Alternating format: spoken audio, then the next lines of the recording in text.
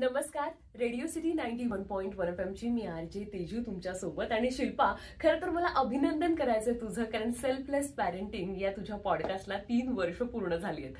जेव्हा पहिल्यांदा मी मुलाखत घेतली त्यावेळीची शिल्पा आणि आताचे तिचे इंटरव्ह्यूज, सगळ्या पॉडकास्टचा फॉर्मॅट हा इतका इंटरेस्टिंग आहे की जर तुम्ही पेरेंट असाल किंवा नव्याने पालक बनणार असाल तर तुम्ही कुठल्या कुठल्या गोष्टींची नोंद घ्यायची आहे, कुठल्या कुठल्या गोष्टी टाळायच्या आहेत.